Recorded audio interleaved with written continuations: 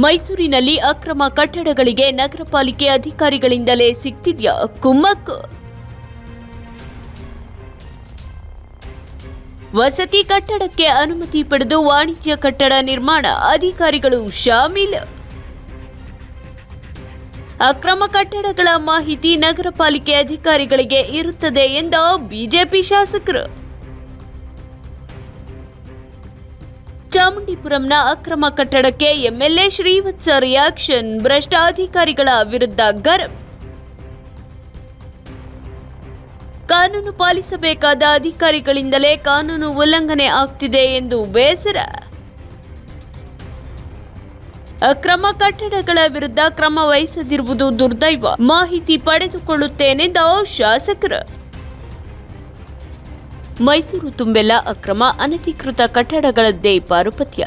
ಕಟ್ಟಡ ಮಾಲೀಕರ ದುರಾಸೆಗೆ ನಗರ ಪಾಲಿಕೆ ಅಧಿಕಾರಿಗಳೇ ನೀರೆರೆದು ಡಬಲ್ ಟ್ಯಾಕ್ಸ್ ಹೆಸರಿನಲ್ಲಿ ಅಕ್ರಮವನ್ನು ಸಕ್ರಮ ಮಾಡಿಕೊಳ್ಳುವ ಕುತಂತ್ರ ಹೇಳಿಕೊಟ್ಟ ಸಾಂಸ್ಕೃತಿಕ ನಗರಿಯ ಸೌಂದರ್ಯಕ್ಕೆ ನಗರ ಪಾಲಿಕೆಯ ಭ್ರಷ್ಟ ಅಧಿಕಾರಿಗಳೇ ಮಾರಕವಾಗಿರುವುದು ನಿಜಕ್ಕೂ ಬೇಸರದ ವಿಷಯ. ಈ ಕುರಿತು ಕೃಷ್ಣರಾಜ ಕ್ಷೇತ್ರದ ಬಿಜೆಪಿ ಶಾಸಕರಾದ ಶ್ರೀವತ್ಸ ಬೇಸರವನ್ನು ವ್ಯಕ್ತಪಡಿಸಿದ್ದಾರೆ. ಮೈಸೂರಿನ ಚಾಮುಂಡಿಪುರಂನಲ್ಲಿ ವಸತಿ ನಿವೇಶನಕ್ಕೆ ಪಾಲಿಕೆಯಿಂದ ರಹದಾರಿ ಅನುಮತಿ ಪಡೆದು ನಕ್ಷೆ ಮಂಜೂರು ಮಾಡಿದ ನಂತರ ಪಾಲಿಕೆ ಕೊಟ್ಟ ಪ್ಲಾನ್ ವೈಲೇಷನ್ ಮಾಡಿ ಮುಗಿಲೆತ್ತರದ ಕಮರ್ಷಿಯಲ್ ಕಾಂಪ್ಲೆಕ್ಸ್ ನಿರ್ಮಿಸಿ ಸೆಟ್ ಬ್ಯಾಕ್ ಬಿಡದೆ ಪಾಲಿಕೆಯ ನಿಯಮಗಳನ್ನು ಗಾಳಿಗೆ ತೂರಿದ್ದಾನೆ. ಅಕ್ಕಪಕ್ಕದ ನಿವಾಸಿಗಳ ದೂರಿನ ಮೇರೆಗೆ ನೋಟಿಸ್ ಕೊಟ್ಟ ಪಾಲಿಕೆ ಅಧಿಕಾರಿಗಳು ಕೆಲ ದಿನಗಳ ನಂತರ ಸೈಲೆಂಟ್ ಆಗಿದ್ದಾರೆ. ಈ ಕುರಿತು ಸಾರ್ವಜನಿಕರು, ಪರಿಸರವಾದಿಗಳು ಪ್ರತಿಭಟನೆ ನಡೆಸಿದ್ರೂ ಪಾಲಿಕೆಯ ಯಾವ ಜೆಸಿಬಿಯೂ ಗರ್ಜಿಸಲಿಲ್ಲ. ಇದು ಪಾಲಿಕೆ ಅಧಿಕಾರಿಗಳ ಭ್ರಷ್ಟತನಕ್ಕೆ ಹಿಡಿದ ಕೈಗನ್ನಡಿಯಾಗಿದೆ. ಇನ್ನು ಈ ವಿಚಾರವಾಗಿ ಮಾಧ್ಯಮದೊಂದಿಗೆ ಮಾತನಾಡಿದ ಶಾಸಕ ಶ್ರೀವತ್ಸರವರು, ಪಾಲಿಕೆ ಅಧಿಕಾರಿಗಳ ಗಮನಕ್ಕೆ ಬರದೆ ಅನಧಿಕೃತ ಕಟ್ಟಡಗಳು ನಿರ್ಮಾಣವಾಗುವುದಿಲ್ಲ. ಮೊದಲು ವಸತಿ ನಿವೇಶನಕ್ಕೆ ಅನುಮತಿ ಪಡೆದು ನಂತರ ಕಮರ್ಷಿಯಲ್ಗೆ ಬದಲಾಯಿಸುತ್ತಾರೆ. ಕಾನೂನು ಪಾಲನೆ ಮಾಡಬೇಕಾದ ಅಧಿಕಾರಿಗಳು ಬಲಾಢ್ಯರ ಪ್ರಭಾವಕ್ಕೆ ಬಲಿಯಾಗ್ತಿದ್ದಾರೆ. ಮೊದಲು ಪಾಲಿಕೆ ಅಧಿಕಾರಿಗಳಿಗೆ ಶಿಕ್ಷೆಯಾಗಬೇಕು. ಚಾಮುಂಡಿಪುರಂ ಅನಧಿಕೃತ ಕಟ್ಟಡದ ವಿಚಾರವಾಗಿ ನಾನು ವಲಯ ಆಯುಕ್ತರ ಜೊತೆ ಮಾತನಾಡುತ್ತೇನೆ ಎಂದು ತಿಳಿಸಿದ್ದಾರೆ. ಆ ಥರದ್ದು ಆಗಿರೋ ಕಾರಣಕ್ಕೇ ಮೈಸೂರಿನಲ್ಲಿ ಅಕ್ರಮ ಕಟ್ಟಡಗಳು ಅಥವಾ ಲೈಸೆನ್ಸ್ ಇಲ್ಲದೆ ಇರೋದು ಅಥವಾ ರೆವಿನ್ಯೂ ನಿವೇಶನಗಳು ಅಂತ ಏನು ಹೇಳ್ತೀವಿ, ಇವೆಲ್ಲವೂ ಆಗ್ತಾ ಇರೋದೇ ಅಧಿಕಾರಿಗಳ ಗಮನಕ್ಕೆ ಬರದೇ ಆಗೋಕ್ಕೆ ಸಾಧ್ಯನೇ ಇಲ್ಲ. ಎಲ್ಲವೂ ಅಧಿಕಾರಿಗಳ ಗಮನಕ್ಕೆ ಬಂದಿರುತ್ತೆ. ಆದರೆ ಲೈಸೆನ್ಸ್ ತಗೊಳ್ಳೋದೊಂದು, ಲೈಸೆನ್ಸ್ ಅದಾದಮೇಲೆ ಅದನ್ನು ಕನ್ವರ್ಟ್ ಮಾಡೋದು, ರೆಸಿಡೆನ್ಷಿಯಲ್ ಅಂತ ತೊಗೊಳ್ಳೋದು, ಕಮರ್ಷಿಯಲ್ಗೆ ಕನ್ವರ್ಟ್ ಮಾಡೋದು. ಕಮರ್ಷಿಯಲ್ಗೆ ಕನ್ವರ್ಟ್ ಮಾಡ್ತಿದ್ದಂಗೆ ಅಥವಾ ರೆಸಿಡೆನ್ಷಿಯಲ್ ಅಂತ ಏನಿರುತ್ತೆ ಅದನ್ನು ರೂಮ್ ಅಂತ ತೋರಿಸಿ ಆಮೇಲೆ ಗೋಡೆ ಹೊಡೆದಾಕಿ ಅದನ್ನು ಶಟರ್ ಹಾಕಿ ಅಂಗಡಿಗಳ ಮಡಿಗೆ ಮಾಡ್ತಾ ಇರೋದು ಅನೇಕ ಪ್ರಸಂಗಗಳು ಇದೆ. ಇದರಲ್ಲಿ ಕಾನೂನನ್ನು ಪಾಲನೆ ಮಾಡಬೇಕಾದಂಥ ಕಾರ್ಪೊರೇಷನಿನ ಇಂಜಿನಿಯರ್ಗಳು ಅಥವಾ ಹಿರಿಯ ಅಧಿಕಾರಿಗಳು ಅನೇಕ ಸಂದರ್ಭದಲ್ಲಿ ಗೊತ್ತಿದ್ದು ಅಥವಾ ಇನ್ಫ್ಲೂಯೆನ್ಸು ಪ್ರಭಾವಿಶಾಲಿಗಳದು ಅನ್ನೋ ಕಾರಣಕ್ಕೆ ಸುಮ್ಮನಾಗ್ತಿರೋದು ಮೈಸೂರಿನ ದುರ್ದೈವದ ಸಂಗತಿ ಅಂತ ಹೇಳಕ್ಕೆ ಬಯಸ್ತೀನಿ.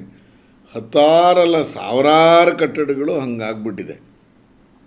ಏಕ್ದಮ್ಮು ಹಳೆಯದು ಸುಮಾರು 10-15 ವರ್ಷದಿಂದ ನಡ್ಕೊಂಡು ಬಂದಿರೋದು ಏಕ್ದಮ್ ಈಗ ನಿಲ್ಸೋಕ್ಕಾಗತ್ತೆ ಅಥವಾ ಅದನ್ನೆಲ್ಲ ಏನು ಮಾಡಬೇಕು ಅನ್ನುವಂಥದ್ದು ಒಂದಿದೆ. ಸರ್ಕಾರನೇ ಇದಕ್ಕೆ ಸೂಕ್ತವಾದಂಥ ರೀತಿಯಲ್ಲಿ ಇದಕ್ಕೊಂದು ಪರಿಹಾರ ಹುಡುಕಬೇಕು. ಎರಡನೇದು, ಈ ಒಂದು ಕಟ್ ಆಫ್ ಡೇಟ್ ಯಾವುದೋ ಒಂದು ವರ್ಷ ಇದೆ. ಈಗ ಅಧಿಕಾರಿಗಳು ಆ ರೀತಿ ಇದಕ್ಕೆ ಯಾವ ಕಾರಣಕ್ಕೂ ಮಾಡಬಾರ್ದು. ಮಾಡಿದ್ರೆ ಅಧಿಕಾರಿಗಳಿಗೆ ಶಿಕ್ಷೆ ಅಂತ ಆಗ್ಬೇಕು.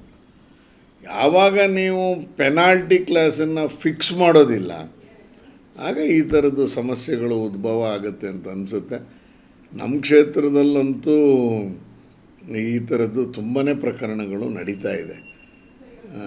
ನಾವು ಅದಕ್ಕೆ ಈಗ ಇಂಜಿನಿಯರ್ಗಳಿಗೆ ಯಾವ್ದಾದ್ರು ಕಮರ್ಷಿಯಲ್ ಬಿಲ್ಡಿಂಗು ಪ್ಲ್ಯಾನು ಏನೋ 20-30, 30-40 ಏನೋ ಬಡವರು ಜೀವನ ಮಾಡೋಕ್ಕೆ ಅಂತ ಮಾಡ್ಕೋತಾರೆ. ಆದರೆ ಇಲ್ಲಿ ಮಾನವೀಯತೆ ನೋಡಬೇಕಾ, ಕಾನೂನನ್ನು ನೋಡಬೇಕಾ ಅನ್ನುವಂಥ ಪ್ರಶ್ನೆ ಉದ್ಭವ ಆಗುತ್ತೆ.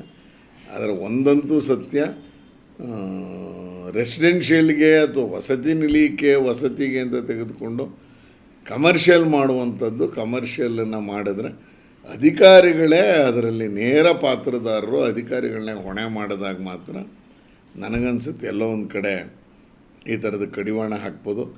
ಪ್ರಭಾವಿಗಳೇನಾದರೂ ಪ್ರಭಾವ ಬೀರಿದ್ರೆ ಬರೆದ್ಬಿಡಿ. ನಿಮ್ಮ ಹತ್ರ ಪೆನ್ ಇದೆ, ಪೇಪರ್ ಇದೆ, ಎಲ್ಲ ಇದೆ. ಇಂಥವ್ರು ಹೇಳಿದ್ರು ಅಂತ ಬರೆದಿಟ್ಬಿಡೆ, ನೋಡೋಣ ಎಂಥಂಥ ಬಿಲ್ಡಿಂಗ್ಗಳು ಹೊರಗೆ ಬರ್ತವೆ ಅಂತ.